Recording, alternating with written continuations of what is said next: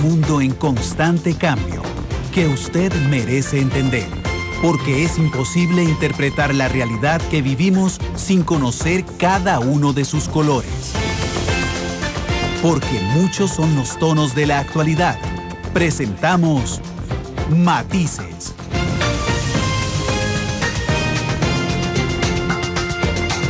Una producción de Noticias Monumental.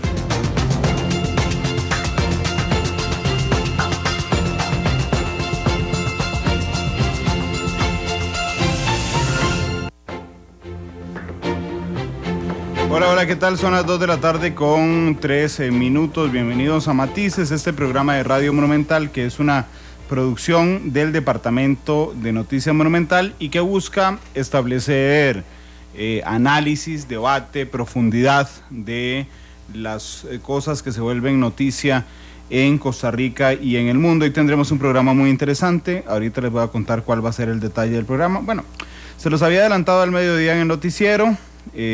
Vamos a hablar sobre el programa Puente al Desarrollo, que es el proyecto estrella en temas sociales de la administración Solís Rivera. Estará con nosotros en unos instantes don Carlos Alvarado, que es ministro de Desarrollo Humano e Inclusión Social, hablándonos de cómo ha avanzado este programa, que tiene que ver con cogestores, que es una nueva figura que ha implementado la administración, tiene que ver con ayudas dirigidas, tiene que ver con familias que han dicho que sí y a lo que se han comprometido. Y tiene lamentablemente que ver también con familias que han dicho que no.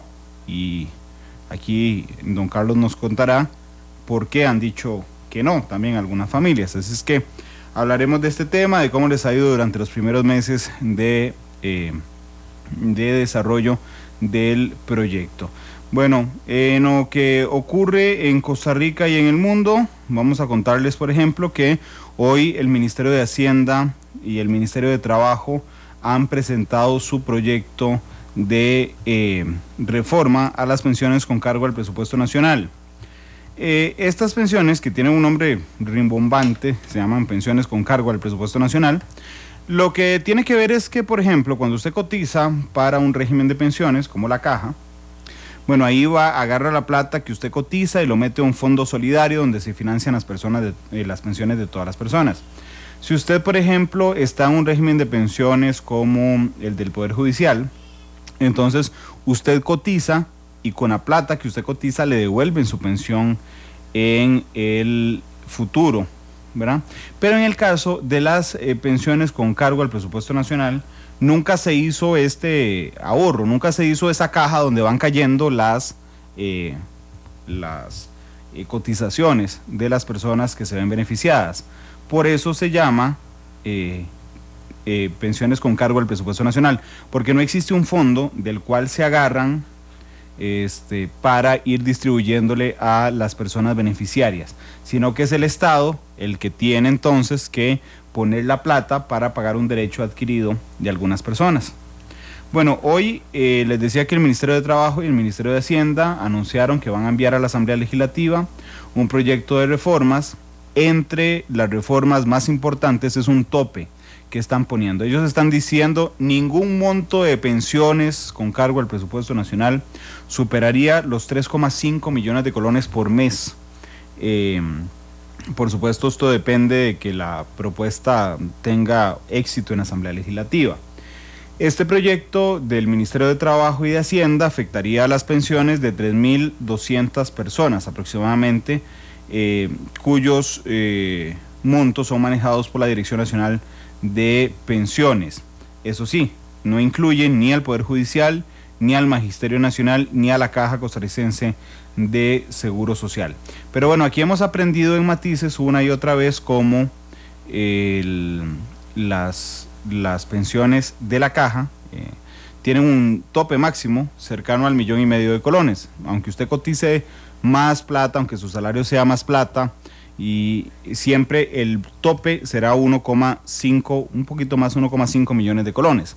Ahora entonces el tope se busca que sea de 3,5 millones. Ya el gobierno de la República había intentado poner un tope a estas pensiones, muchas de ellas son de lujo. Estos casos terminaron en la Sala Constitucional, donde las personas beneficiarias de esta pensión por supuesto, de un momento a otro recibían 8 millones, por ejemplo, y al mes siguiente, cuando iban a recibir 3,5, entonces se les incluyó de una vez un recurso de amparo. Ese mismo recurso de amparo se fue repitiendo un montón de veces, porque eran 190 pensiones que estaban afectándose, y entonces la Sala Constitucional dijo, bueno, un momento, vamos a estudiar que sea constitucional el recorte de estas pensiones, y mientras tanto tienen que seguirle pagando el monto original. Estos recursos de amparo están pendientes todavía de discusión en la Sala Constitucional. Pero bueno, vamos a ver qué pasa, porque en principio esto le permitiría un ahorro al Estado costarricense de 20 mil millones de colones. Pero bueno, insisto, vamos a esperar a ver qué pasa, porque hoy le preguntábamos a José Francisco Pacheco, el viceministro de Hacienda, que se habían acuerpado tanto este proyecto para que no sufriera revés en la Sala Constitucional. Él por lo menos está muy seguro de que no sufrirá ningún revés, por una parte, y por la otra parte también está muy seguro que habrá viabilidad política en la Asamblea Legislativa, porque para que esto pase, por supuesto, tienen que unirse los votos de 29 personas en la Asamblea Legislativa. Ningún partido político tiene 29 votos, y esto, por supuesto, hará que se tenga que negociar. Si la fracción oficialista impulsa el proyecto, que no se sabe ahora, entonces prácticamente digamos en esta legislatura uno no sabe si la fracción del PAC va a aprobar algún proyecto de gobierno o a empujar algún proyecto de gobierno. Pues si lo hace, ya tendrá los votos del PAC y le faltará negociar con algún otro grupo.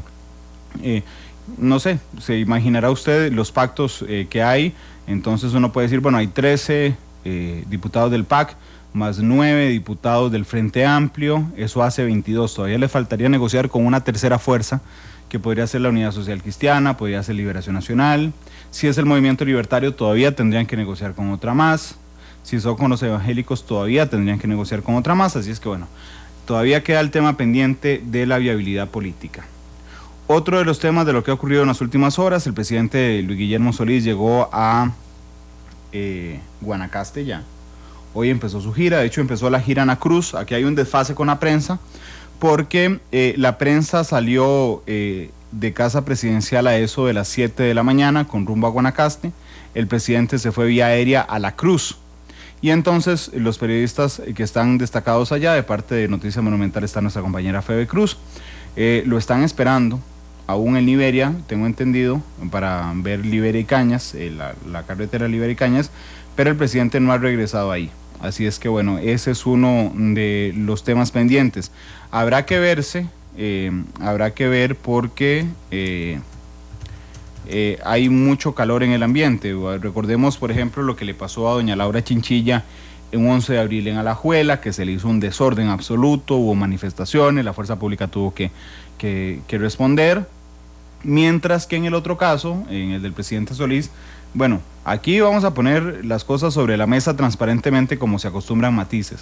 La mayoría de alcaldes de Guanacaste son del Partido Liberación Nacional, y entonces esto podría generar, digamos, algún roce político, por supuesto, entre el presidente y los alcaldes. Pero no solo eso, sino que Marco Antonio Jiménez, que es el alcalde de Nicoya, ya ha criticado, lo hizo en estos micrófonos, la gestión de logística que se ha dado en esta gira por Guanacaste. También él invitó a la expresidenta Chinchilla la semana pasada, algo que le molestó muchísimo al Poder Ejecutivo. De hecho, el ministro de Comunicación, Mauricio Herrera, lo criticó fuertemente. El exministro de Comunicación, Carlos Roversi, que acompañó a la expresidenta Chinchilla a Guanacaste, defendió, pero bueno, es un tema que ha generado mucha polémica. Ayer abrimos la línea telefónica y estábamos escuchando sus opiniones, y al final esas opiniones fueron entonces negativas. Las 10, tengo que decirlo, las 10 personas que recibimos en llamadas, esas 10 personas estaban opuestas a la gira que hizo la expresidenta Chinchilla a Guanacaste. Lo consideraron efectivamente una zancadilla tal vez a la gira del presidente de la República, Luis Guillermo Solís. Pero bueno, ya ahora sí entramos en materia. 2:12, está con nosotros don Carlos Alvarado. Él es ministro de Desarrollo Humano e Inclusión Social. y les decía que viene a hablar sobre el proyecto estrella social de la Administración Solís, que es Puente al Desarrollo. Don Carlos, ¿qué tal? Buenas tardes. Muy buenas tardes, un placer estar acá en Matices y con toda la audiencia, un verdadero gusto, Randall. Gracias, don Carlos, te venía corriendo. Es que no quería llegar tan tarde y hay presilla hasta ahora, entonces sí, un poquillo agitado. Sí. Nada, que no resuelva un café. No, un señor. Poquito de agua. Ya vamos a pedir los 2 cafés y un vaso de agua.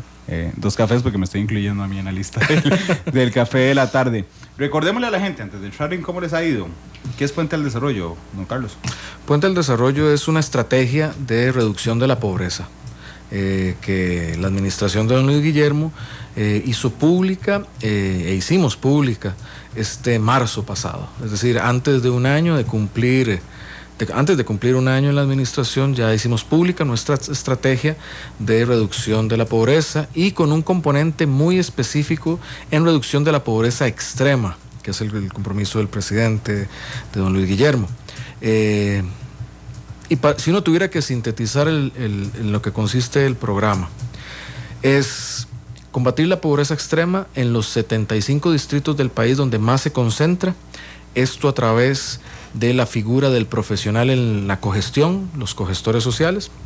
Cada cogestor identifica un número de familias, en este caso cada cogestor 170 familias, y de esta forma a estas familias en pobreza extrema se les hace un acompañamiento desde un profesional que vincula a la familia con los programas de la red social, es decir, no solo con los programas del IMAS, sino con los programas del INAMU, del INA, de la Caja, los servicios de la Caja, de los diferentes becas de FONAVE, en fin, de toda la plataforma social, para así procurar que estas personas salgan adelante de la pobreza.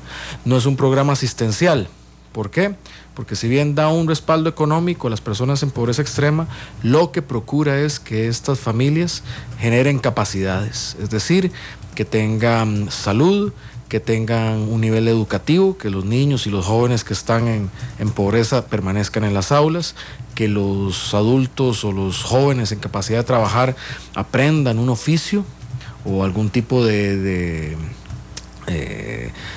destreza para la empleabilidad y puedan así, por sus propios medios, salir o dejar la pobreza. Lo que busca es generar capacidades, no hacer asistencia. Y en los 4 años procuramos, la meta es atender a 54.600 familias en todo el país. En 54.600 600 familias en pobreza extrema a través del país en estos 75 distritos prioritarios, de las cuales al día de hoy ya podemos dar el dato de que tenemos 14.000 familias en este esquema. Ya hoy tenemos 14.000 familias en el esquema de Puente al Desarrollo y al final de este año estaremos llegando a las 27.300 familias bajo el esquema de Puente al Desarrollo, lo cual es decir, pues una cosa positiva es venimos con datos y con resultados preliminares. No estoy diciendo que porque estas familias, lo que podemos decir es que ya las tenemos en el esquema y estamos empezando a trabajar con ellas. Lo importante no es darles una transferencia, la cual es de 75.000 colones mensuales a las familias para permanecer en el programa, pero esta transferencia está condicionada a que cumplan con un plan familiar, que es lo importante. El cumplimiento de este plan familiar es lo que permitirá generar capacidades en estas familias, en sus integrantes, para que la mujer jefa de hogar pueda tener un emprendimiento o un empleo al tiempo que tiene a su hijo o hija en cuido, o al joven en becado en Avancemos y estudiando, al menor también en la escuela, que periódicamente se chequean en los servicios de la seguridad social porque tienen que estar sanos para seguir adelante, y así tener acceso a toda esta gama de los programas sociales. Si hay un adulto mayor que está en pobreza y no está pensionado, pues poder pensionarlo por el régimen de no contributivo. Si la familia no tiene seguro, que disfrute del seguro por el Estado para que de manera preventiva pueda ir a chequearse y no una vez que ya tiene una enfermedad avanzada. En fin, es poder darles ese acceso preferente a la población más pobre. Estamos hablando que es para la población en pobreza extrema, la cual según los datos es el 6.7% de nuestra población al día de hoy. Entonces es dirigido a esa población la más pobre de los pobres, como un esfuerzo, una institución. Estamos sola para que se enfoque en una misma población. No estamos eliminando los esfuerzos que en el pasado han hecho otras administraciones. Porque están aprovechando Avancemos. Estamos aprovechando toda la plataforma. Es correcto, estamos aprovechándola. El problema es que la dificultad que había es que no se aprovechaba sobre una misma población. Sí. Entonces alguna gente tenía una cosa pero no otra. Es decir, no teníamos una atención integral, lo cual no necesariamente generaba desarrollo. Tienen que coexistir varios factores en una familia, llámese educación, llámese salud, llámese cuidado al adulto mayor, llámese capacitación para que esta familia salga adelante. El problema que tenemos como sector social es que tenemos muchos programas, pero la familia tiene una relación bilateral con cada programa. Entonces, si en el día de hoy, si necesita una beca de escuela, tiene que ir a FONAVE. Si necesita una beca de colegio, tiene que ir a Limas. Si necesita la pensión del régimen no contributivo, tiene que ir a la Caja. Si necesita una capacitación, tiene que ir a buscar a Lina. Si necesita el bono de la vivienda, tiene que buscar al Bambi. Entonces todo eso, y la gente en pobreza extrema es la que más dificultad tiene para hacer esto, porque no tiene ni siquiera lo básico para comer, porque tiene una alfabetización bajísima, es decir, ni siquiera conoce mucha de esta oferta. Por distancia, está lejísimos. Entonces, con la figura del cogestor estamos llegando a través de los mapas sociales, a donde hay más población identificada en pobreza extrema, llegando, no esperando a que venga, sino cambiamos el modelo de atención por demanda a ir a buscar la pobreza más extrema, y el cogestor lo que procura es facilitar toda esta, en vez de que la familia tenga que relacionarse uno a uno con cada institución, sino que a través del cogestor se canalice, haya ese acceso preferente otra vez para las familias más pobres. Eso es parte de lo que cambia también en el paradigma. Y lo otro que quería comentarte es, yo lo veo como un programa, eso de programa estrella es muy relativo, pero yo no lo veo necesariamente o exclusivamente como un programa de la administración. Es que es la forma en que el país, de una forma solidaria, es su forma de llegarle a la gente que más necesita. Es un esfuerzo que aspiramos que no sea solo de la administración, que sea de todo el sector público, que sea no de un solo partido político, sino que sea un esfuerzo nacional de lo público, lo de privado, de la sociedad civil, identificando a la gente más pobre, y que como país seamos capaces de, en un periodo razonable, erradicar la pobreza extrema. Entonces yo creo que es un esfuerzo que yo no sé, y sé que con la generosidad de don Luis Guillermo tampoco se vería como algo estrella solo de su administración. Es un esfuerzo que tenemos que asumir como país. Sí, de hecho a mí me llama mucho la atención todas las veces que hemos hablado sobre el programa de Puente al Desarrollo. Yo me imagino a los cogestores como agentes de ventas. Digo, en el buen sentido de la palabra, gente de venta de oportunidades. Sí, claro, que van de casa en casa buscando a las familias en pobreza extrema, a decirles, vea, yo le tengo este plancito para usted. Usted tiene estas condiciones, sí, tengo estas condiciones, calificamos en pobreza extrema, ok, entonces yo le doy 75,000 colones al mes, pero además me parece que usted tiene un chiquito en escuela que se califica para una beca de FONAVE, y tiene otro muchacho en el colegio, ese califica para un Avancemos, y yo me encargo de ir a gestionar todas esas cosas a cambio de que usted vaya a hacerse chequeos médicos, mantenga a sus hijos en la escuela y todo esto. ¿Cómo les ha ido con los cogestores, don Carlos? Bueno, ese es un proceso que está muy, muy adelantado. Cuando iniciamos teníamos 60 profesionales que tenían una tarea, llamémosle similar, pero que definimos que los asignaríamos a este rol, y contratamos 100 profesionales más. Ahora la gente va a decir, bueno, ya ahí están gastando más plata y toda la situación. Me quitó la pregunta que seguía. Claro. Pues ya está preparado. Estoy preparado porque después ya sé cuál es la segunda pregunta que van a hacer, me adelanto. Pero la primera es, bueno, pero están haciendo más gasto, botando más plata. Esa contratación la estamos haciendo con el mismo presupuesto administrativo de la institución. Es decir, hicimos eficiencias del presupuesto administrativo bajamos gasto en unas cosas y designamos a ese rol esa inversión social. ¿Por qué? Porque es clave. En Costa Rica uno de los problemas es que los programas sociales no tienen seguimiento. Se le da la transferencia, se le da la plata a la familia y no sabemos en verdad cuál fue el impacto. Entonces, que el cogestor tenga a su cargo un grupo de familias con nombres y apellidos, lo que llama es a que los acompañe y a una rendición de cuentas de cómo avanzó o no esa familia. También por eso se llama cogestor, porque el verdadero gestor y la verdadera gestora de esas oportunidades son las familias, que se apropian de esas oportunidades, que se apropian de los procesos y logran salir adelante.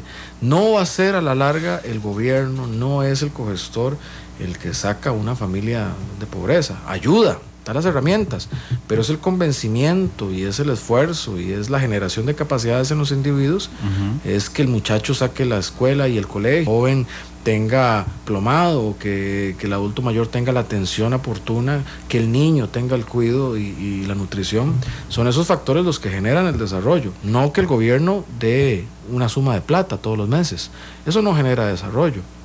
Por eso también hemos desarrollado el índice de pobreza multidimensional, porque hacer transferencias de plata pues ayuda en un mundo en que se utiliza el dinero para conseguir las cosas, pero no genera desarrollo. El desarrollo lo genera la educación, la alfabetización, el tener un cuerpo sano, una mente sana para poder disfrutar de la vida y también trabajar. Esos son los elementos verdaderos del desarrollo y hacia esos son los que queremos direccionar los programas.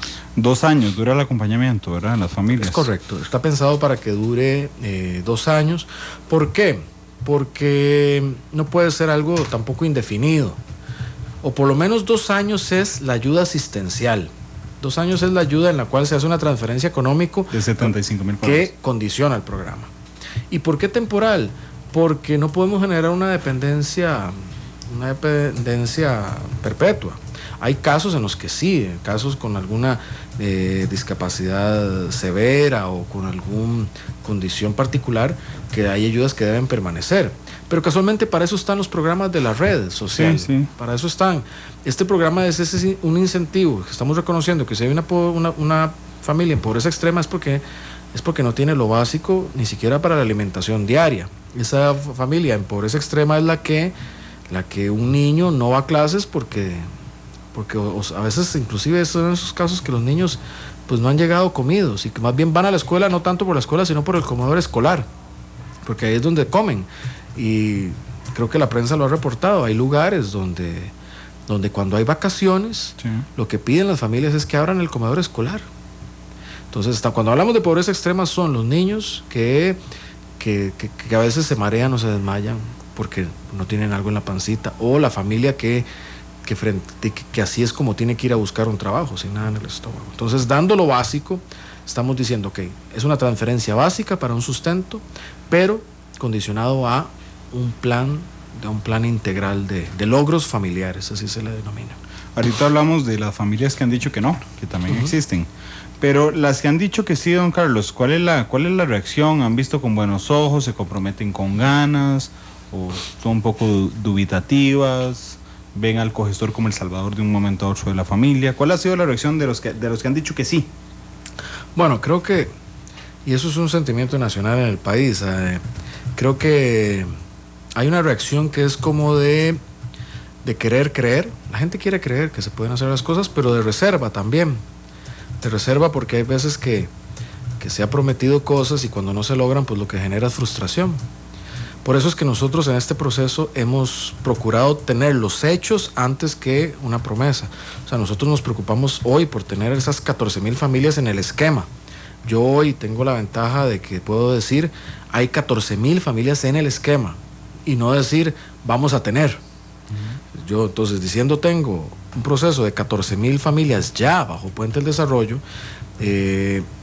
y teniendo los 160 cogestores ya en campo, ya capacitados, pues eso también me da pie a decir con confianza que en diciembre tendremos 27,000 familias de la primera ola de 2 años, las 27,300, que ya en diciembre tendremos ese grupo y reforzaremos los esfuerzos ya no solo para tenerlas, sino para articular a esos procesos de de generación de capacidades. Eso significa que estarán 2015 en el 2017. Y esa es una segunda gran ola de formación se estará generando en el 2017 y en el 2018. O sea, conforme estas familias van, llamémosle así, graduándose o dejando el programa, porque alguna puede decir, no, es que esto es muy difícil, yo lo dejo. Pero nuestra sensación es mucho más positiva que de la gente que dice que no. O sea, la gente tiene algún recelo, tiene algún miedillo a veces porque dice, bueno, ¿qué tengo que cumplir? Pero cuando uno ve, por ejemplo, las mujeres que ya están en el esquema Puente del Desarrollo y entran en los procesos de formación humana en conjunto con el INAMU, es decir, son mujeres jefas de hogar que están en Puente del Desarrollo y ya hay 1,000 jefas de hogar de las 14,000 que han sido capacitadas por el INAMU dentro del marco del programa. Son mujeres en su mayoría que entran con una escolaridad de 6 años, o sea, con la primaria, muchas que fueron mujeres madres adolescentes, que fueron víctimas de agresión, muchas, y que ahora viven todas las dificultades propias de ese ciclo de pobreza. Pero uno cuando ve mujeres que generan ese proceso de formación humana y que semanas después agradecen a su profesora o dicen, es que yo no sabía que yo tenía derechos, o yo no sabía que hay una ley que me defiende, o yo no sabía que si alguien me pega yo puedo llamar a la policía, cosas a ese nivel que nos parecen básicas. Que parecen básicas, o mujeres que después llegan al convencimiento de yo puedo sacar mi bachillerato, yo puedo sacar a mi familia adelante, yo no tengo por qué tener cosas así, que son esos debates de la sociedad hoy, que es como, yo no tengo por qué darle un hijo a un hombre para que él esté conmigo, por ejemplo. Que entonces esos procesos de formación humana tienen un antes y un después en las vidas de estas mujeres jefas de hogar, que son esas jefas que tienen hogares de 2, 3, 4 o más niños. Entonces eso es importante, esos programas tienen un impacto de un antes y un después a esta población. Entonces esas son mujeres que empiezan a ver los beneficios que tienen, que es lo siguiente, una vez que tienen su formación humana, tienen su plan de vida también, es decir, que pueden entonces sacar su secundaria o sacarlo a través de un colegio nocturno o conseguir un oficio o un microcrédito para un emprendimiento o conseguir un empleo en alguna empresa a la vez que tienen el cuidado de sus hijos o sus hijos estudian. Esos planes de vida son los que empiezan a dar sentido a esta dinámica de procesos de sinergia. Todo esto suena como también, la gente puede decir, bueno, pues eso suena muy bonito y muy teórico. Por eso yo vuelvo a decir, bueno, pero ya hoy tenemos 14,000 familias en ese esquema en ruta a las 27,300 familias. Eso quiere decir que hoy tenemos beneficiadas aproximadamente unas 56,000 personas, de las personas más pobres del país, ya están en ese esquema y beneficiándose para que a final de año pues sean un grupo superior a los 100,000 personas, lo cual no es poco, creo yo, pero es importante, es algo concreto y algo en lo que estamos como país avanzando. ¿Qué dicen las familias que no se apuntan al programa? Hay familias que en efecto cuando se les presenta dicen no. El reporte que tengo es que no es la mayoría, no es una minoría, pero hay gente que dice no, yo prefiero no comprometerme. Esto está en la libertad de las familias, digamos, eso no se les puede obligar a eso. Es un grupo pequeño, muy pequeño comparativamente. Yo no descarto tampoco que en el proceso alguna familia diga, bueno, es que no, yo me salgo de estos compromisos. Pero en general la respuesta es muy positiva. ¿Por qué? Porque se ven resultados. O sea, ya no es lo mismo solamente recibir una asistencia a tener un acceso preferente a toda esta gama de servicios que el Estado costarricense ya de por sí diseñó. Es otra cosa que yo creo que es muy importante de Puente al Desarrollo. Aquí no estamos pidiéndole más plata al contribuyente, por ejemplo. Estamos haciendo, con lo que tenemos, estamos haciendo más. Con los programas que tenemos estamos haciendo más, haciendo que coexistan en tiempo y en familias programas que antes no necesariamente lo hacían, que estaban desarticulados. Estamos uniendo estas poblaciones más necesitadas. Es importante. A propósito de las preguntas que ya sé que me hacen, entonces me adelanto, creo. A ver si la tenían lista, a ver, vamos a ver. Que sí es cierto. Bueno, es que Carlos es comunicólogo. bueno, comunicador. Creo que eso tiene ventajas y desventajas, pero espero que más ventajas. Sí. La pregunta que siempre hacen algunos es, bueno, pues que esos programas solo sirven para ayudar a nicaragüenses. Esos programas es para ayudar a nicaragüenses. La tenía lista, pero no importa. Pero esa es la primera llamada que nos va a llegar. El porcentaje de la población extranjera que recibe o que está dentro de Puente del Desarrollo es el 6%. Eso está en línea con la población migrante extranjera que tenemos en el país. También es importante decir que, bueno, entonces es un grupo importante que tiene derecho también a participar en esto. No tenemos que olvidar que los niños de esos hogares son costarricenses en su mayoría. Y no solo eso, son el presente del país y son el futuro del país. Entonces está en el interés de todos. Si bien hay gente que dice que a los hermanos nicaragüenses no hay que ayudarles, está en el interés de todos hacerlos. Y está en una proporción balanceada, no es una proporción... Es un 6%, es un como 6% la gente, nada exactamente, más. como la gente dice, no es que todo se está yendo a los nicaragüenses, ¿no? Hay una proporción importante con la que se está ayudando en un balance con el interés del país, que es procurar los derechos de las personas nacionales, de los habitantes, de las personas, de los niños también. Y los niños son ticos, eso hay que aclararlo. Pero aunque no fueran, tienen derecho. Sí, eso claro. Es muy importante. Además que si estando en el país son, como digo, son el presente. Ya lo más importante en el ciclo de vida de la formación del ser humano ocurre de los 0 a los 5 años. Y muy probablemente si son niños que están aquí, esa etapa va a ser clave para lo que van a hacer cuando sean adultos, ya sean productivos. Entonces por eso decimos, son el presente del país. Sí. Y son el futuro del país.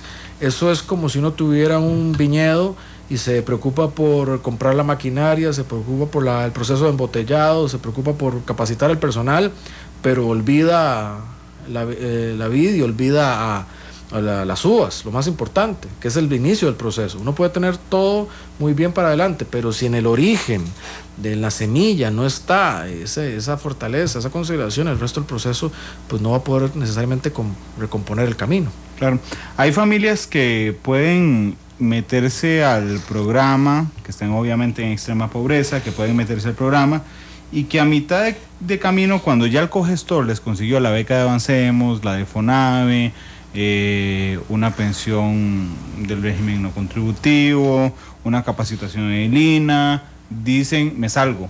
Lo que pierden son los 75,000 colones al mes, pero los beneficios se mantienen. Bueno, eso hay que ver los casos específicos. Por ejemplo, hay que ver qué significa me salgo, porque si el muchacho sale del, llamemos ese caso de que tienen las becas de escuela y de colegio, ¿sí? Si los muchachos dejan de asistir, empiezan a incumplir las condicionalidades de Puente al Desarrollo, o si no están yendo a los chequeos médicos, por ejemplo, empiezan a incumplir las propias condicionalidades. En ese caso, el cogestor lo primero que va a hacer es hacer la intervención con la familia, es decir, bueno, teníamos un plan, esto no está pasando, es decir, estamos incumpliendo. No es que inmediatamente lo saque, usted incumplió, va para afuera. No, hay que decir, visibilizar, esto no se está cumpliendo, esto sí se está cumpliendo, ¿cuál es el plan de mitigación para recomponer? En una próxima visita dar un seguimiento. Hoy como no hay un esquema de seguimiento tan cercano, pues eso no ocurre, pero sí visibilizar con la familia y registrarlo en el sistema esa intervención periódica. Si definitivamente se determina, el profesional en campo, diagnosticando a la familia, determina que no tiene una voluntad para seguir, pues por lo menos el acceso preferente se finiquita. Claro, pero bueno, los beneficios ya adquiridos... Dependiendo de cada beneficio. Si los jóvenes, de las características de cada beneficio. Exactamente. Si el adulto mayor en ese hogar necesita la pensión y le califica para ella, pues no se le va a quitar. Si por el contrario deja de calificar eventualmente, por A o por B, pues se puede reevaluar su condición. El cogestor es el que determina finalmente en campo ir a hacerle la intervención, digamos, a la familia y decirle que no está cumpliendo. Pero ¿quién hace ese seguimiento? Es decir, el EVAIS le manda un reporte a los cogestores, manda un reporte al sistema centralizado, que no sé si existen, no solo para la familia, sino para poner, fue a cita, si fue a cita, está yendo a la capacitación, sí. ¿Quién hace ese trabajo? Hay un sistema de, por un lado, de referencias y por otro lado de seguimiento, tanto en una unidad que se llama es la unidad coordinadora de Puente al Desarrollo, como la coordinación que se hace con las otras instituciones. Entonces también de forma informática se pueden hacer verificaciones. No estoy diciendo que este proceso sea ya perfecto, pero es un proceso que no se había tenido antes y se está implementando, y cuando se ha identificado algún error se está corrigiendo. Pero sí hay una forma de dar seguimiento tanto a que hay un cumplimiento de estas condicionalidades, tanto por el cogestor como por el sistema, que queda registrado las visitas y queda registrado los logros. Conforme van logrando cosas, eso el cogestor lo va registrando, no solo en papel, sino en el sistema, en forma digital, y así uno puede ver el progreso de cada familia. La reacción política. Esto, ustedes tienen la bendición de que no dependieron de una aprobación legislativa para hacer algo, ni siquiera de la aprobación de un presupuesto, porque tomaron el mismo presupuesto. Pero siempre hay actores políticos que supongo se le acercan a usted como ministro, don Carlos, o inclusive que sirven para todavía para determinar mejor, digamos, los problemas de una comunidad en particular. ¿Cuál ha sido la reacción de diputados, de alcaldes sobre el programa Puente al Desarrollo? Bueno, es una reacción positiva. Un diputado en una sesión me dijo: don Carlos, el problema que usted tiene, ese fue don Humberto Vargas, dice, el problema que usted tiene es que no tiene más cogestores para llegar a más familias. Y yo lo tomé como algo muy positivo. En general, la reacción de diferentes fracciones ha sido positiva. Este programa tiene un componente importante, que es que no se maneja, o al revés, se maneja técnicamente. O sea, los criterios de escoger los distritos fueron diseñados técnicamente a partir de un trabajo con el INEC, con la mejor información disponible en el país. La selección de las localidades para ir a hacer los barridos se hizo también técnicamente a partir de la información de los mapas sociales. O sea, yo no escojo dónde se hacen los barridos. Los barridos se hacen donde los mapas de calor muestran dónde hay más pobreza extrema. Entonces es en esas localidades, de esos distritos donde hay más concentración de pobreza extrema, ahí irán los cogestores. No es Carlos Alvarado, no es nadie más el que determina esa lista, que es que yo soy de Pavas, entonces a mí me gusta mucho, hay mucha necesidad ahí, entonces que mandemos mucha gente ahí. No, bueno, igual a Pavas irá porque son los distritos prioritarios, claro, pero irá porque hay una definición técnica de eso. Entonces ha sido positivo en ese nivel. Obviamente a otro nivel hay dos reacciones. Una que es, bueno, pero ¿cuándo me mandan al cogestor a mí? Esa no es la idea, digamos. La idea es que el cogestor va a buscar a las familias en pobreza. Claro. Y así se puede hacer un trabajo, eso sí, con los mapas de pobreza, incluyendo a los alcaldes, visibilizando por qué se va a esas zonas y trabajando en conjunto, porque se pueden trabajar no solo las intervenciones en la familia, sino en la comunidad. Porque esto quiere decir que el cogestor va a tener al menos 170 familias en una proximidad, en un territorio cercano. Entonces, el cogestor podrá trabajar con las familias en ese acceso, pero hay un trabajo de segundo nivel, llamémosle, que tiene que ver con el territorio, que tiene que ver que si en el Valle de la Estrella hay pobreza extrema y hay una localidad que tenemos identificada, ahí trabaja un cogestor con sus 170 familias y les está ayudando, pero se identifica que el principal cuello de botella para el desarrollo humano ahí es un acueducto, o es que no hay tendido eléctrico, o que no hay camino. Hay que pensar la intervención, ya no solo familiar, sino comunal en función de eso. Y ahí es donde entran actores como, bueno, el gobierno, pero también las municipalidades y actores de otro orden. Aquí cambia mucho la lógica de es que tengo una lista con personas muy pobres. Eso le voy a decir, usted no se escapa a las listas. No, eso la plantea siempre. Lo que pasa es que para Puente al Desarrollo no trabajamos con listas. Nosotros, la práctica generalmente es eso, tenemos una lista de personas muy pobres, pero ¿qué es lo que se hace? Lo que estamos trabajando en nuestra administración es, a cada persona se le hace un estudio técnico. Todo el mundo tiene derecho a hacer esa solicitud, pero el sistema tiene que hacer el estudio de cada familia. y de cada circunstancia, porque si no se hacen esos estudios es cuando entran las filtraciones y se le empieza a dar a gente que no necesariamente es la que más necesita. Entonces, pero yo creo que la reacción ha sido muy, muy positiva en esos términos. Es un programa que en esto se maneja a partir de criterios técnicos, no hay un criterio político. Ahora, me dice las personas que no están, o que sus comunidades no están en estos 75 distritos. Enfatizo en eso porque es importante. Estos 75 distritos identificados tienen la mayor concentración de pobreza extrema del país. O sea, si estamos yendo ahí no es antojadizo, es bajo una estrategia de que ahí llegaremos primero y en mayor proporción a quienes más lo necesitan. Pero si hay familias con necesidad que no están en estos distritos, ¿significa que no vamos a atenderlos? No, sí los vamos a atender, pero para eso hay la gama y la plataforma social existente. Como decía este diputado, si tuviéramos más cogestores y ahí sí, más presupuesto, podríamos ampliar más la cobertura. Pero creo que primero tenemos que demostrar que con esto podemos hacer un avance significativo como país para ahora sí amplificar el esfuerzo. La malicia indígena me acaba de brincar ahí, don Carlos. La mayoría de personas en pobreza extrema no tienen casa propia. Es correcto. Porque de hecho es la señal de clase media, digamos, tener casa propia. Pero hay muchas que tampoco pueden alquilar, o lo que alquilan es un cuartito, o están de precaristas en alguna de las zonas en San José. No sé, ¿a cuál me puede dar un distrito de San José al que están llegando? Puedo dar, el distrito donde estamos, La Bruca. La Bruca, ok. ¿Y uno donde no estén llegando en San José porque no está concentrada la pobreza extrema? Que no está concentrada tal vez en ese nivel. Vamos a ver, un distrito, Matarredonda. Ok. Yo soy Randall Rivera, estoy en pobreza extrema, pero vivo en Matarredonda. A mí no me alcanza Puente al Desarrollo, pero pueden atenderme sobre otras cosas. Y estoy de precarista ahí. No puedo yo ir a buscar un precario en Acarpio, que es de La Bruca, entonces para así lograr entrar al programa, y esto no generaría, digamos, jalar a personas en pobreza extrema a los distritos que están atendiendo. Bueno, eso teórica y conceptualmente es posible, de que alguien diga, pero bueno, que en la práctica es muy difícil. Sí, yo creo que en todo caso las personas en pobreza extrema, sus preocupaciones más inmediatas son sobrevivir el día a día.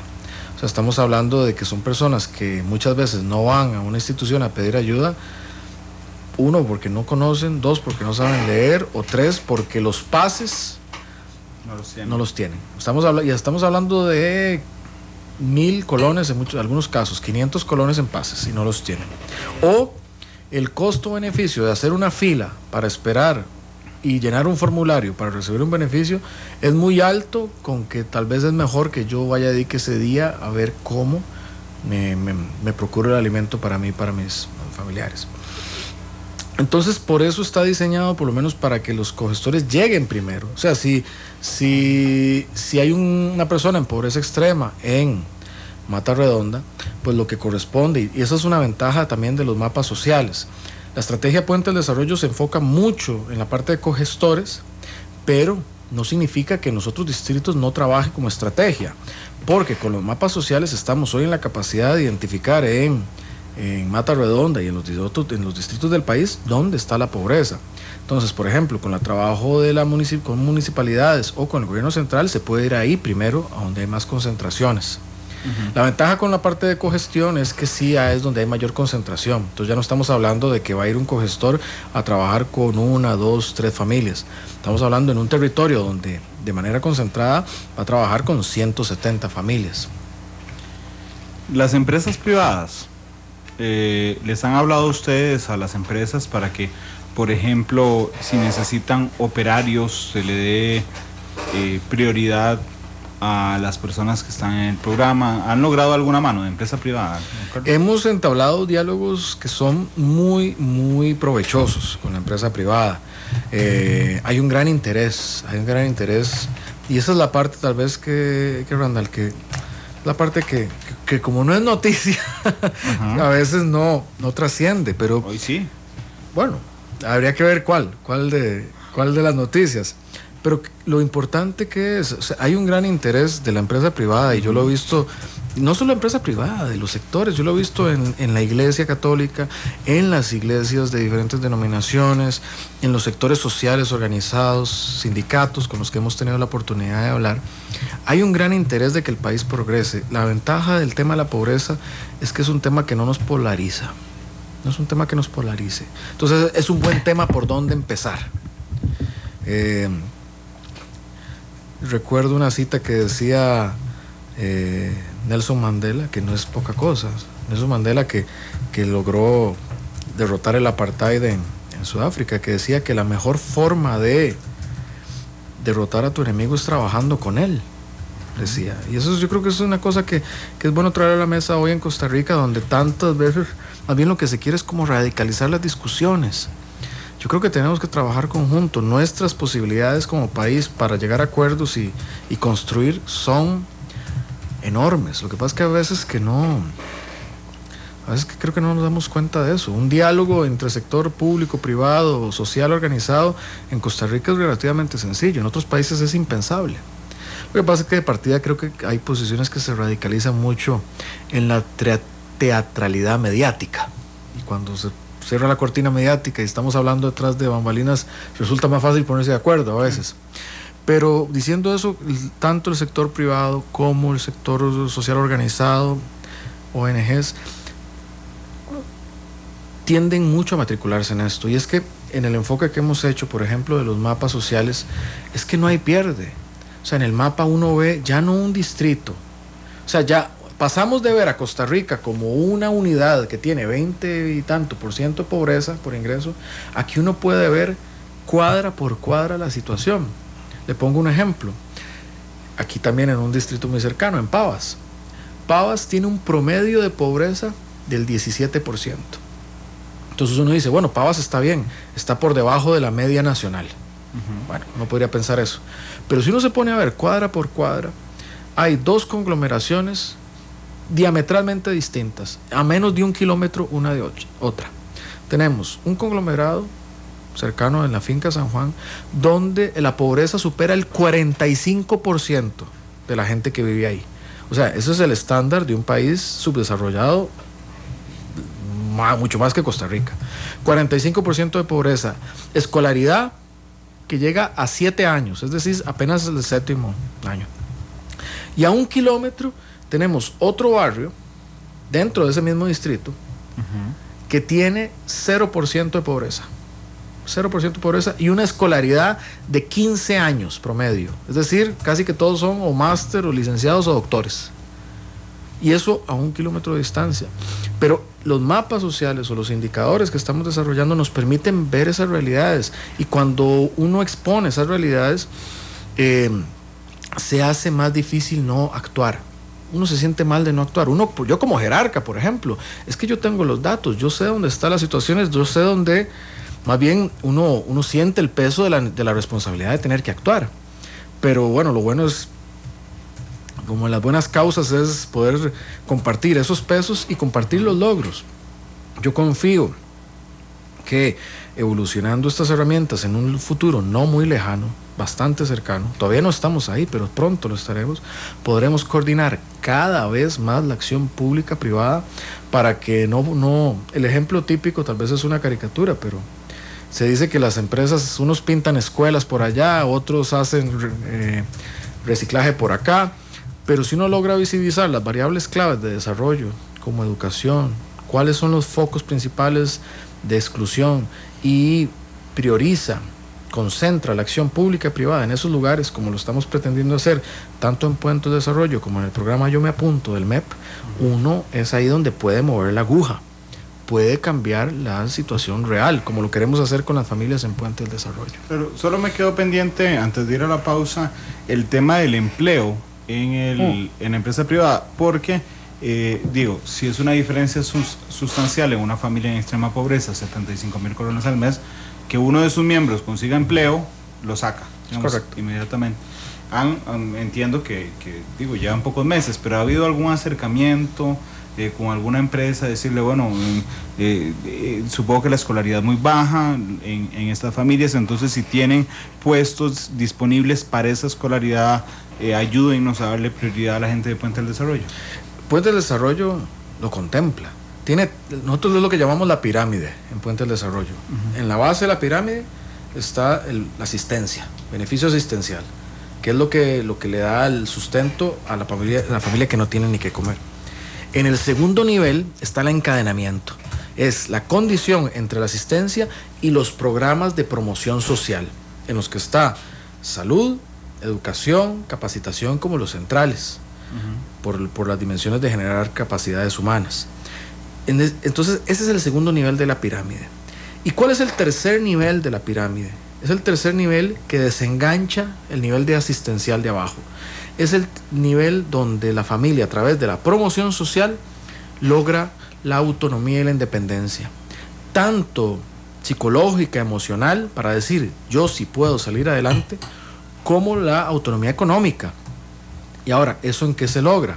En efecto, se logra con que a las personas las puedan emplear, por ejemplo, que puedan conseguir un empleo, que tengan una capacitación oportuna para lo que está contratando la gente en esa zona, o que pueda generar su propio emprendimiento, que pueda o hacerse parte de una microempresa o de una cooperativa.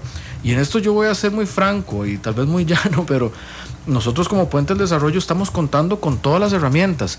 Llámese que esta familia se logra encadenar con una empresa de servicios multinacional, aunque sea en un nivel básico, sí, que se pueda encadenar con una empresa local, que se pueda encadenar con un empleo, o que pueda ser una empresa de la economía social solidaria. O sea, nosotros en eso no distinguimos. Creemos que son herramientas que se complementan unas a la otra, más que tengan que ser antagónicas. Creemos que llevar a la gente allí, sea formando asociatividad, cooperativas, o sea encadenándose a otras modalidades de la economía. Lo que queremos es que logren ese encadenamiento. Le pregunta Christopher si hay indígenas. Sí, como miembros de, en este caso, para que aplique Puente del Desarrollo, serían indígenas en pobreza extrema. Sí, claro, hay una importantísima población en esa situación, sobre todo en la zona de Zixaola, de Telire, Bratzi, Valle de la Estrella, las poblaciones tanto Bribri como Cabecar, y en la zona sur también hay una gran concentración de familias indígenas en pobreza extrema, en la zona sur, en todo lo que es Buenos Aires, en fin, ahí hay mucha... ¿Y si están esos distritos ahí en Puente? Es correcto, porque están en las localidades identificadas como de mayor pobreza. También la hay en la parte de Turrialba, pero que pega con Chirripó. Sí. Ahí hay una importante identificación de pobreza extrema que es vinculada con poblaciones indígenas, para las cuales estamos direccionando cogestores y recursos para darles ese respaldo. Vamos a ir a una pausa, son las 2:55. Estamos en Matices hablando de Puente del Desarrollo con el ministro de Desarrollo Humano e Inclusión Social, don Carlos Alvarado. Vamos al corte comercial y luego, si ustedes quieren hacer alguna consulta, vamos a habilitar también nuestra línea telefónica 2:56.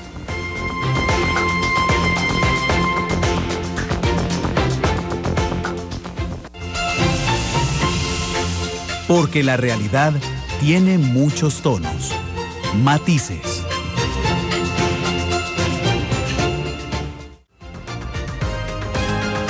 La actualidad, sus tonos, sus contrastes.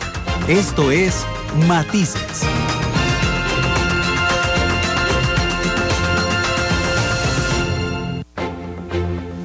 Tres de la tarde con 2 minutos, estamos en Matices con don Carlos Alvarado. Él es el ministro de Desarrollo Humano e Inclusión Social. Estamos hablando de Puente del Desarrollo, el programa social que ha impulsado la administración, ya cambié, no de la administración, sino que ha impulsado la administración para que se mantenga.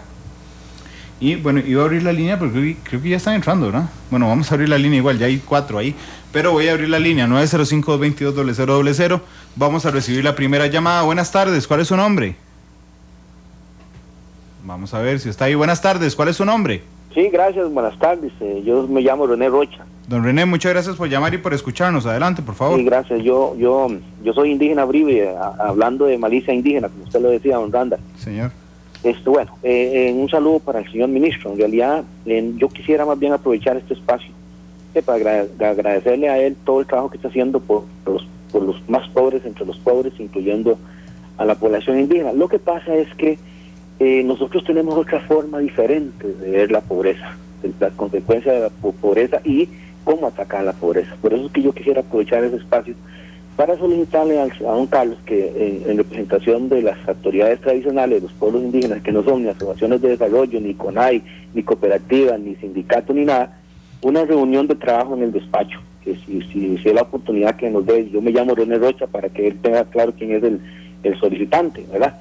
Y nada más para decirle que lo que nosotros luchamos para poder sobrevivir es cambiar la mentalidad del no indígena o del blanco, en el sentido de que lo que nosotros no queremos es que nos regalen nada, sino que reconozcan el gran aporte que hemos hecho a la economía de este país, que nos han se las han llevado sin recibir nada a cambio, de manera que si realmente se reconociera el aporte que hemos hecho en el ámbito del turismo, en el ámbito de la generación hidroeléctrica, nosotros seríamos los más ricos de los ricos en Costa Rica. Y con ese preámbulo dejo planteada mi solicitud al señor ministro de que nos dé una audiencia. Repito, mi nombre es René Rocha, yo voy a tratar de comunicarme al despacho de él. Don René, que nos dé un chancecito. Sí. De hecho, sostenga un momentito en línea telefónica, por favor. Sí, tal vez si don René puede quedar en línea y si me hacen en cabina el favor de tomarle algún número o un contacto para yo que desde mi despacho le puedan devolver. Don René, Esteban es el compañero que está en controles en este momento, y entonces Esteban va a levantar la línea y le va a hacer la consulta para apuntarle el número telefónico. Don René, muchas gracias, ya ahí lo dejo con Esteban.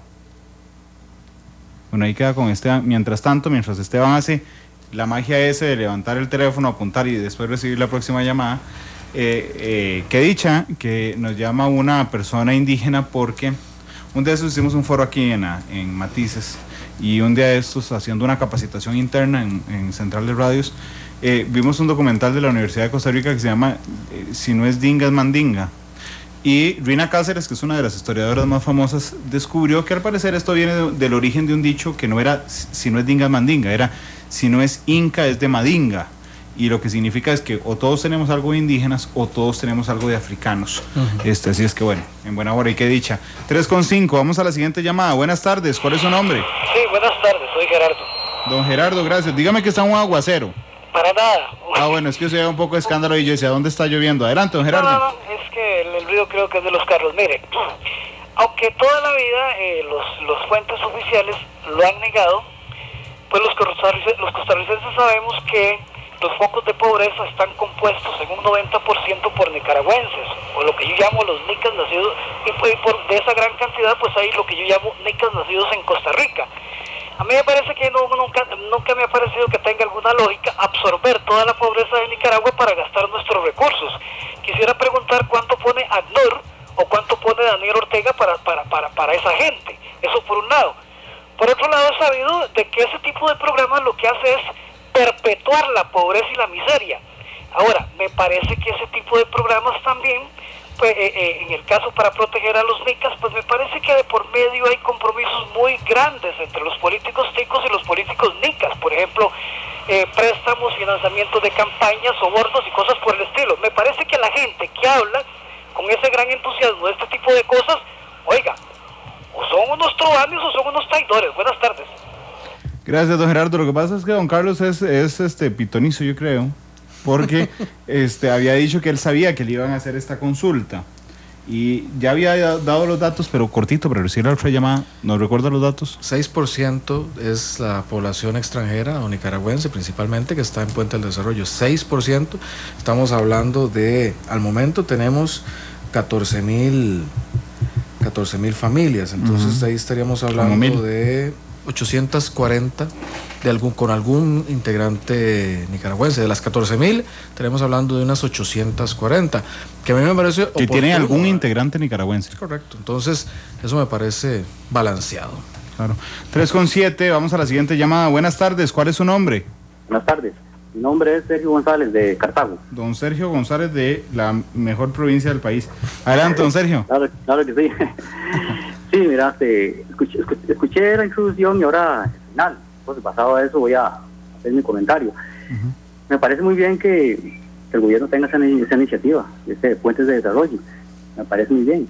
Porque la pregunta que yo me hago es que al final queda en nada.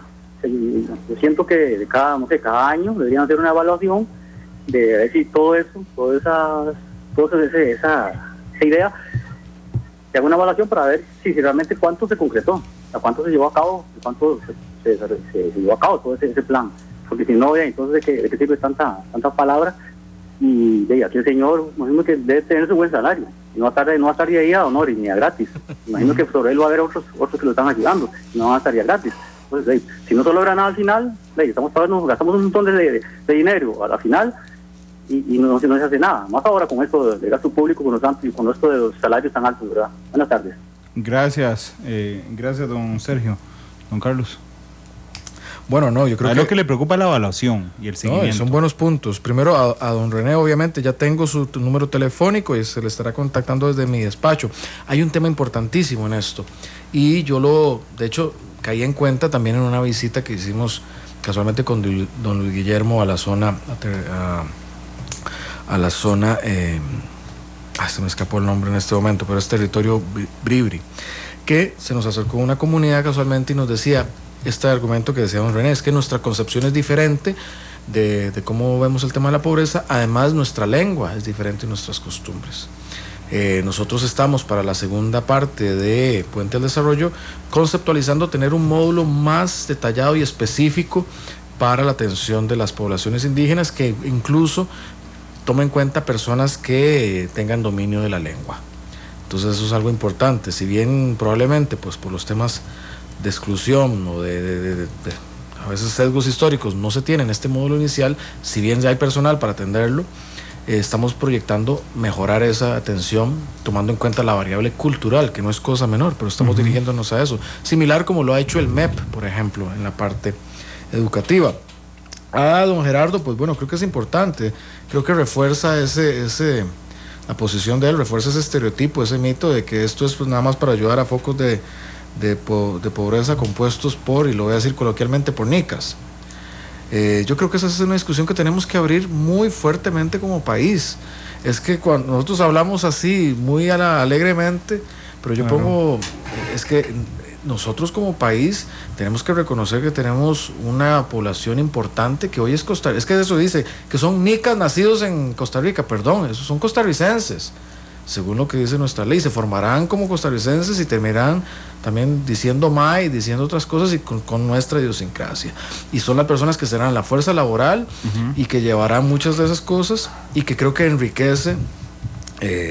Y yo lo digo sinceramente, lo digo así, cuando Oscar Duarte metió el gol contra Uruguay, todos estábamos felices y orgullosos de que fuera parte de nuestro país. Es en eso y en otras áreas que tenemos que construir ese capital humano, incluyendo con derechos humanos, con valores incluso cristianos, si se quiere, y no con valores de otro índole, porque también se insinúa que es que entonces tenemos acuerdos con otros países o para que nos paguen campañas y todo eso. Bueno, que me demuestren que a mí me está pagando alguien para hacer eso. Creo que don Sergio también lo insinuaba con que uno le pagan un sueldo, que él lo decía bien, hay que evaluar estos programas, pero ciertamente es que como te lo digo, Randall, aquí yo sé que como país hemos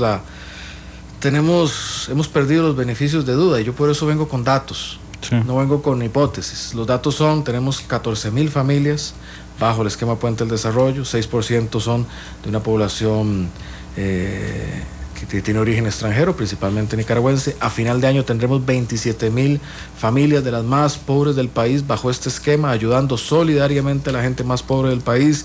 Estamos hablando que al final del gobierno serán 54,600 familias. Y en total, en los 4 años estaríamos hablando más de 200,000 personas, las más pobres, las que estaríamos ayudando en este esquema. Don Sergio tiene razón, que nos llamaba de Cartago. Hay que evaluar esto. Pero yo eso es lo que estoy pidiendo. Evalúenlo, tanto a la prensa como a las instituciones, como a la Contraloría. Nosotros mismos estamos metiendo un componente de evaluación, de auditoría externa y de estudios, porque queremos que funcione. No queremos hacerlo por tan. Es que ya, Randall, creo que, y eso es parte de lo que se podría llamar cambio, ya Costa Rica no está esperando promesas falsas, ya Costa Rica ya sabe lo que es eso, lo que quiere son resultados, y lo que nosotros estamos trabajando es por dar resultados, no por dar expectativas falsas, eso se borra muy rápidamente. Es que da Trump-bosis. De Trump. De Donald Trump, por supuesto. 3:13, vamos a la última llamada. Buenas tardes, ¿cuál es su nombre? Vamos a ver, ahora sí, la última llamada. Buenas tardes, ¿cuál es su nombre? Sí, gracias, buenas tardes, mi nombre es Ronald. Don Ronald, saludo adelante. al ministro y a usted, Randall, y a todos los oyentes. Igualmente. Señor ministro, yo considero que como ciudadano que falta mucha divulgación del proyecto a nivel de gobierno del señor presidente. Respetuosamente debería hablar más seguido de estos temas. No puede esperarse que la población pues le dé puntos positivos a un gobierno si no se conocen los programas de gobierno con exactitud. Si usted le pregunta, la mayoría de los costarricenses no conocen de este proyecto. Así es que sería importante que el gobierno lo divulgue más. Y quisiera plantearle la pregunta, sí. ¿se está tomando en cuenta la ley 7600 para este programa con relación a las personas con discapacidad? Pues existen en zonas rurales familias enteras que son discapacitadas y que no han sido atendidas. Gracias. Don Ronald, antes de que se nos vaya, yo quería hacerle una pregunta, aprovechando su comentario. ¿Usted conocía Puente al Desarrollo antes de escuchar hoy Matices? Mire, yo porque soy un asiduo oyente de la radio, y he escuchado en 3 ocasiones ya con esta hablar de Puente para el Desarrollo, pero la mayoría de los costarricenses, le reitero, no saben que existe el programa Puente para el Desarrollo de parte del gobierno. Entonces, lo que está fallando en el gobierno es la divulgación de estos programas positivos. Gracias, don Ronald. Me parecen válidas las dos observaciones. Ya le doy la de 7600, pero la crítica de la divulgación, don Carlos, ¿qué le parece? No, ahí también hay que reconocer que es uno de nuestros puntos, ha sido uno de nuestros puntos, áreas de oportunidad, donde tenemos que mejorar. Es una área de oportunidad. Sí, así se le llama ahora. Bueno, sí, es una forma optimista de verlo, pero claro. Yo lo que dice don Ronald, le agradezco el comentario. En efecto, parte de estar acá compartiendo esta tarde y los otros esfuerzos que estamos haciendo es por poder divulgar este esfuerzo. Hay que mejorar en eso. A mí me preocuparía que tuviéramos una muy buena comunicación, pero no un programa sólido que comunicar. Yo, siendo comunicador, creo que la mejor comunicación que podemos dar como gobierno son resultados. Y yo por eso quiero venir aquí hoy con bajo el hombro, bajo la mano, traer resultados, avances. Y sí, pero tomo completamente lo que dice don Ronald. Tenemos que difundir más, tenemos que divulgar más, porque sé que como estos, que tenemos avances considerables, hay otros compañeros ministros y presidentes ejecutivos que tienen su cuota de avances muy positivos. En efecto, hay veces que no es tan sencillo de simplemente comunicar. La radio tiene esa belleza que uno puede pues dialogar más, explicar más, profundizar, que otros medios, como hablábamos, como el Facebook ahora, o como una nota de televisión de 30 segundos, no permite tal vez. Y sabemos, por la misma información, que la gente se informa principalmente, o bueno, tal vez masivamente por televisión, no a profundidad necesariamente. Claro, a mí ahora que lo tocaba don Ronald, empecé a hacer memoria. Y yo creo que el presidente no ha hablado mucho de Puente al Desarrollo. Él, habló en el lanzamiento, si no me falla la memoria, que creo que fue en el Parque de la Libertad. Bueno, sí, también pero en no el ha sido discurso del 1 de mayo, el presidente... Claro, hizo un apunte, pero no es que ha sido no es que él lo ha expuesto tanto. Creo que la primera dama ha hablado bastante y la primera vicepresidenta mucho. Pero no ha sido un tema estratégicamente presidencial. Bueno, yo creo que también es porque estamos en las primeras de arranque también. Si bien ya tenemos logros, estamos, lo que se dice en el fútbol americano o en el básquetbol, todavía acabamos de acabar el primer cuarto del partido, estamos entrando en el segundo cuarto y todavía falta medio tiempo y falta el cierre. Pero entonces estamos a tiempo. Yo sé que tenemos que profundizar y confío que cada vez con más frecuencia, con más logros, podremos, como bien señalaba don Ronald, comunicar cómo esto ha avanzado. Hoy que veíamos, por ejemplo, la encuesta, lo digo como una anécdota también, la encuesta que saca, o el barómetro que saca Deloitte, que habla de la entrevista que hace a 113 o 103 empresarios en relación al gobierno, y decía un punto alto que ellos decían que no estamos combatiendo la pobreza. Yo decía, Dios, pero hemos hecho unos esfuerzos y unos avances importantísimos, Pero entonces yo, claro, también eso se hizo en abril y mayo. Yo decía, bueno, tal vez es que está muy fresquito. Exacto, no hemos difundido suficiente. Pero yo confío que con resultados, es que eso, para mí la mejor comunicación se da por resultados.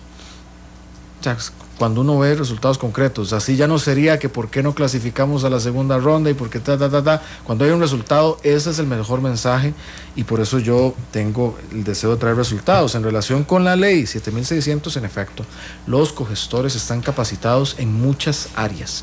Incluye, por ejemplo, qué pasa si un miembro de la familia tiene una adicción, por ejemplo. ¿Cómo tratar eso? Si algún miembro de la familia tiene una situación migratoria irregular, ¿cómo canalizar eso? De forma similar, si hay alguna persona en el hogar que tiene alguna discapacidad, ¿cuál es la mejor forma de trabajarlo? Porque eso varía.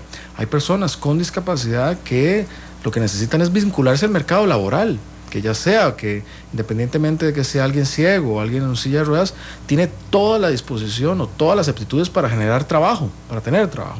Hay otras personas que más bien por una condición de una discapacidad severa necesitan de cuidado, y eso se convierte en una condición estructural de esa familia. Pero entonces desde los cogestores hay una preparación para identificar a una familia con una persona con discapacidad, poder dar una mejor intervención dentro de un plan de atención integral. Vamos a una pausa, nos queda pendiente. Vamos a la pausa, regresamos con matices.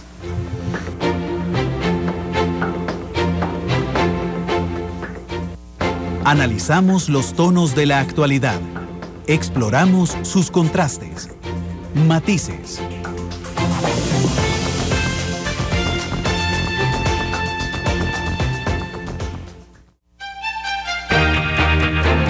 Matices. Los tonos de la actualidad.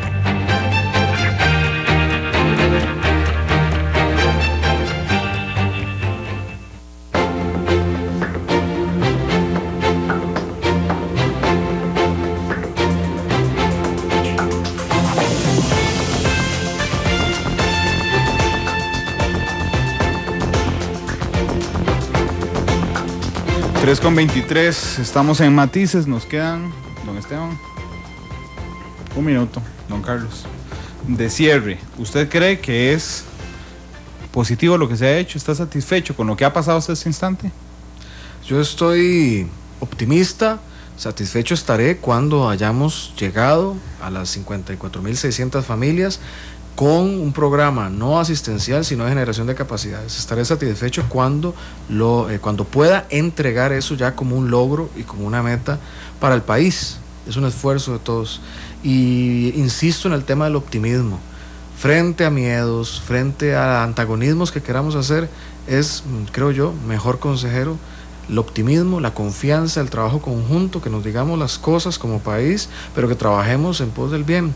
Creo que entrar por el lado del miedo, por el antagonismo no nos ayuda. Creo que tenemos que construir, ser optimistas y hacer todavía más grande este país. Bueno, mucha suerte con el proyecto. Gracias, don Carlos. Muchísimas gracias. Gracias a ustedes que nos escucharon. Hoy pueden ver la repetición de Matices a las 10:30, porque hoy hay partido en Canal 2, y mañana a la 1:30, nos adelantamos un poco, mañana hay Matices Internacional. Así es que mañana les cuento de qué se trata. 3:25, feliz tarde.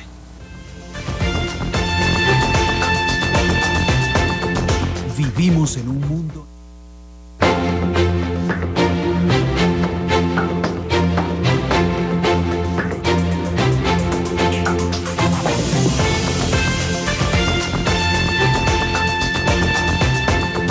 Vivimos en un mundo en constante cambio, que usted merece entender, porque es imposible interpretar la realidad que vivimos sin conocer cada uno de sus colores. Porque muchos son los tonos de la actualidad.